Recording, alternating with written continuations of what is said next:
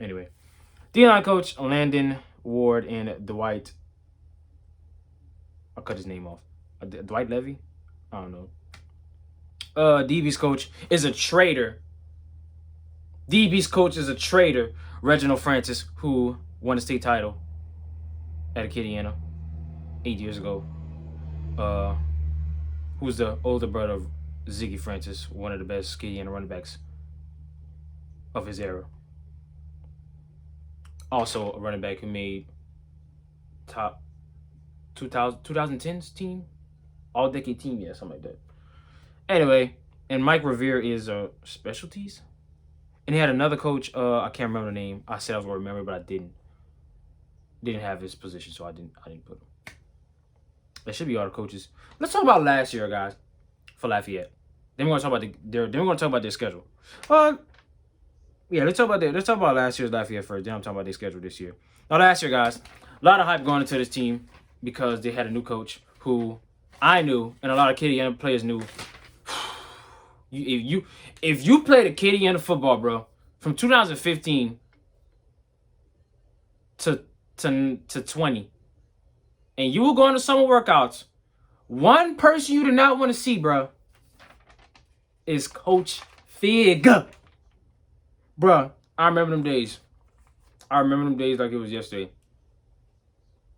As soon as I'd see Coach Fig, I'd get pissed. Because you knew, if you seen Coach Fig, he was finna work y'all out. Bro. And if you was out of shape, bro, oh my gosh. I'll never forget, bro. Fig made us do snakes. We did snakes so this is what we did. We did a snake. I think we did 3 snakes. No, we did a snake. Ran around the track twice. Or once. We did that 3 times. And this, I'm talking about the big lineman. The skinny dude's probably not no problem, but I was the lineman. Then we ran the track. No. Then we ran the field. There and back was 1. I think like 20 times or 10 times, bro. I'm telling you, bro. If you see Fig and you out of shape and you was a lineman and you seen Fig at summer workouts, bro. The best, I think the only time I got excited to see Coach Fig in summer workouts when he was in the weight room. Because in the weight room, you really don't say too much. You just observe. Anyway.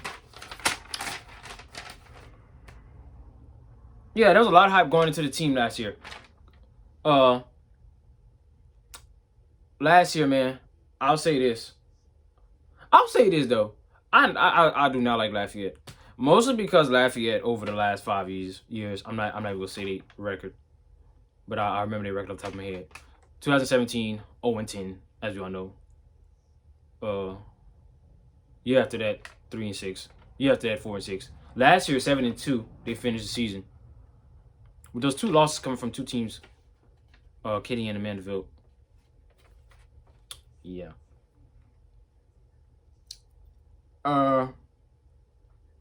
Last year they had their defense was freaking insane. They had Isaiah Mouton, who I talked about earlier. The traitor Theos Figaro. Just kidding. And he had arguably a linebacker, guys, who didn't get talked about enough. Oliver Craddock. I think I said his name right. Oliver Craddock. A damn good linebacker. I'm not even gonna cap, bro. That's one thing about Lafayette. That's a lot of things. A lot of people I know, they call Lafayette trash. And I wouldn't say I think the same thing. But they're an improved team from what they were 4 years ago. My goodness. Well, the years before last season. But Lafayette has always been like a okay team. But they've always had some good players, and Oliver Craddock was a damn good linebacker.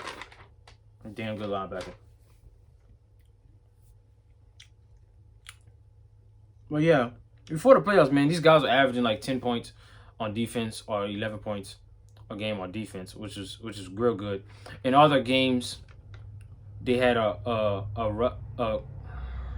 defensive touchdown. I think that streak snap, I think it was a sophomore or the Southside game, one of those. But in every game, they had defensive touchdown. I don't know about the playoffs, but against Acadiana they had one. Now let's talk about the schedule, guys. Currently they're 5-4.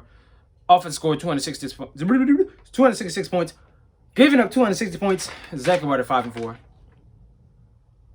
They're currently 30th seed. If anyone wants to know early about how the playoffs are going to go to GoPreps and type in GoPreps and type in football, and you'll click on 5A, and that's the current playoff rankings. Acadiana is at number 8 if y'all want to know. And how everything's lining up, you'll go against Dutchtown in the first round. This season, they're averaging 25 points a game, down from last season. And last season, did I write it down? I did not write down last season's. Anyway, it was 7-2 last season. This season, it just went down 5-4. First game was a Saturday game. If one thing Lafayette go do, bro, is get a Saturday game or a Sunday game. Last year was Sunday, if I'm not mistaken, against New Iberia. This year, Saturday, Ascension Episcopal, they won 30-23 in the third game. Then the week after, they got destroyed by LCA, 47-27. Then in an unlikely game that I thought they were going to get destroyed, they won against Carencro 31-28. I'm going to have to go watch that game somehow. Then the week after that, this is what I said to somebody. I told my friend, I said the team is different every week. Don't believe the hype around Lafayette because they beat Carencro. Because they beat a team, even though Carencro guys, they having a bad season. They having an okay season. They're 4-5 right now. Let's forget about them until next season because they could be in 5A.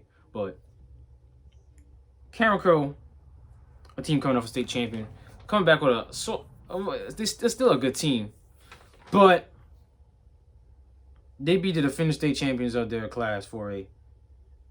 Then the week after that, guys, they lost to Como by 2 points, and we know about Como.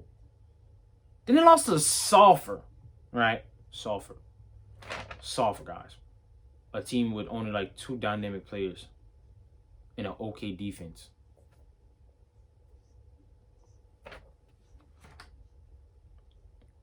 Then they beat New Iberia, thankfully. Then they beat New Iberia 37-14. Then they beat Barb, who has a dynamic offense that couldn't even score on Acadiana's JV team, might I add. They beat them 35-28. Then the week after that, they lost Southside, which is understandable. Which somehow is not classified as a rivalry, which probably will be a rivalry because if you're getting whipped by Acadiana year after year after year after year after year, it ain't no rivalry. But they lost Southside, which could have won. It could have won either way, because Southside defense. Do I even have to say that? But last week they beat Sam Houston. But it's awfully strange that they went from being an elite team, even though Carencro 4-5 in my opinion. They're an elite team on their level, sorta. You know, with a kick thanks to Ashton Gilbo, who might be the best kicker in one of the best kickers in the state. Might they add? But yeah, and they won against Sam Houston 40-30. I really don't know what to think about this year's team. Last year I did. Last year I knew what to think about this team. Last year they were good defense and okay offense. But this Acadiana hasn't lost to Lafayette since their first state championship. I'm gonna leave it to whoever's watching this video to guess what year that was. Acadiana's first state championship. The game was ended 21-14. That was a year Lafayette only lost 2 games. Yikes, if I'm not mistaken. Talk about the last 5 times Acadiana played Lafayette. I'm gonna just say Lafayette. 2016, a year I thought I was gonna get into this game because the person who was a backup didn't come, and I thought I was gonna get in. We beat him 47-6, and for some reason, Coach Ted didn't put the JV in for some reason. Oh wait, I'm thinking about a different game. But that was a game I thought I was gonna get in. No, I didn't. It was our senior night. 2017, that was the infamous game where I remember that week. I remember that day actually when someone who's probably watching the video got stuck in a locker. And I remember freaking Coach Sibo or Coach Romero exaggerated about how this is the BS that's gonna make us lose tonight. Like, bro, we was gonna get Lafayette 0-9. Anyway, but yeah, I remember that day, bro. I remember that whole week. TD wanted us to destroy Lafayette, but we didn't for some reason. We want to score 34 points. I want to get in, but we didn't. It was 34-2. I think in the second quarter we gave up a safety because they had a good punt, if I'm not mistaken. But yeah, destroyed them in that game. Yeah, after that, 35-14. Senior night, I didn't freaking get in. 2019, probably the coldest game I ever been to in my freaking life. 45-20, the year Acadiana, the greatest team in Acadiana played. 45-20. I left at halftime because it was too damn cold. Year after that, 2020, last season. Let's talk about the game. This is how I went. Gave up less than 120 yards on Lafayette. Player of the game was Cameron George, who had 1.5 sacks. And Jeremiah was 2 for 2, 39 yards. Jeremiah Brown, the greatest quarterback in Acadiana history, had 9 rushes, 102 yards, and 2 TDs. If you wanna see the highlights from that game, go on the link in my description. Lafayette mostly talked crap all the weekend, couldn't really do much. If you find me on Snapchat, I'm gonna be posting all the funny moments from last year's game. My Snapchat is in my description. If I don't like you, don't even think about adding me, because you will get blocked. You know what I'm talking to. But this is how it went, guys. Acadiana scored first with Tyvins, you know. Then Kevin scored, put it up 14. 14-0. Mama back, hold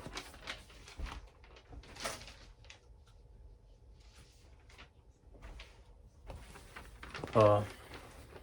Then Thanos Figaro got a block punt for a TD, 7. It was 6-14.5. Came back out. Jeremiah scored 2 TDs, and then another TD was scored by I think Tyven. Bad memory. Walter got a sack. Well, Cam was definitely player of the game that year. That game, 1.5 sacks, 7 tackles.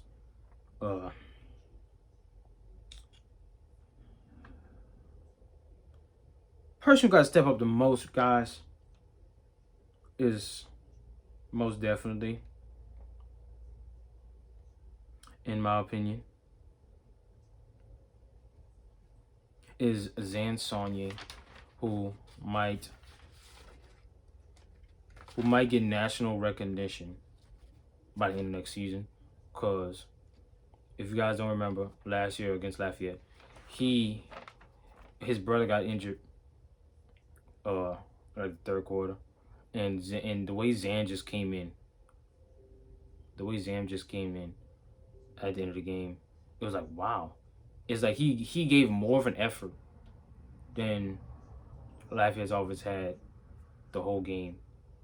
In just a few minutes he came in when he had scored he was the reason why I was 12-14 when he scored a rushing TD, which wasn't even a touchdown, might add.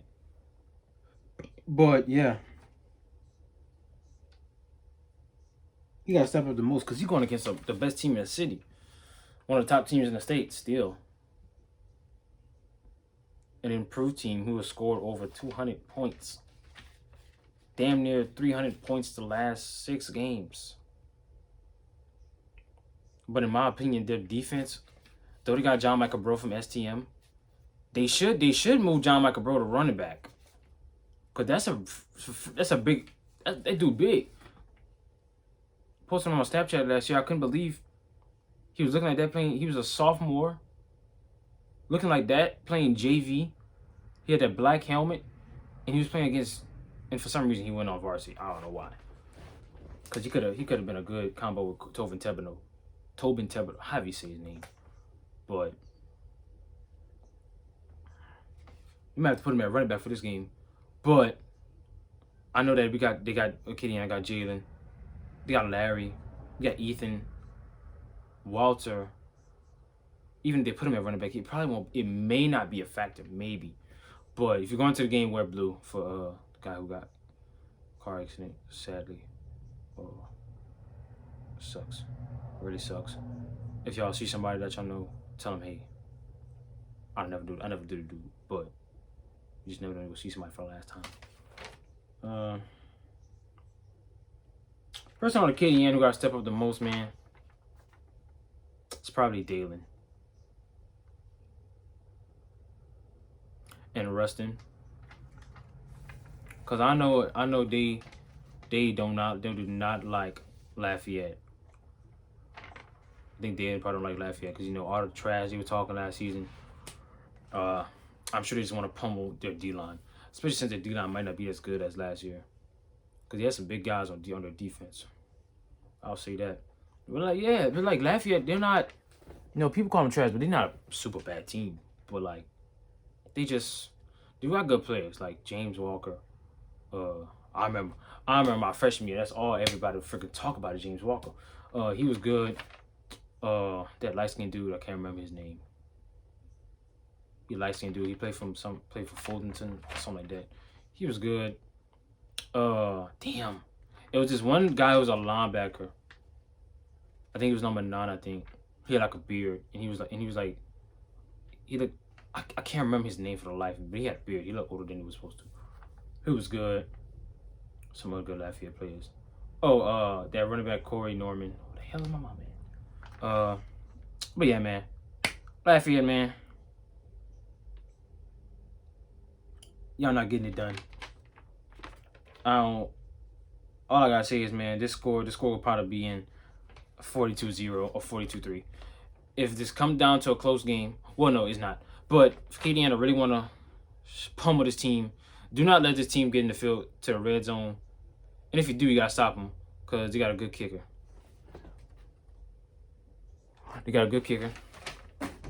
But yeah, all I gotta say is, man, for anyone from Lafayette watching this video, hope you have a good season. It's a must win for y'all because y'all may or may not make the playoffs. We'll see. But you guys may end up playing Acadiana in the playoffs. Maybe. Thought that last season, but y'all play Mandeville. And Mandeville ain't got a good defense. So the offense is good against teams not doing that good. Anyway, Lafayette, all I gotta say is, I don't care if it's. Gotta read it off my paper because I ain't got my context and I can't see nothing. Fig, Jigs, Twigs, Mighty Lions, Mighty Duck, Mighty Morphin Power Rangers, Lion King, Tiger King, Carol Baskin, Lil Xan, The Lion, the Witch, and the Wardrobe, Simba, Mufasa,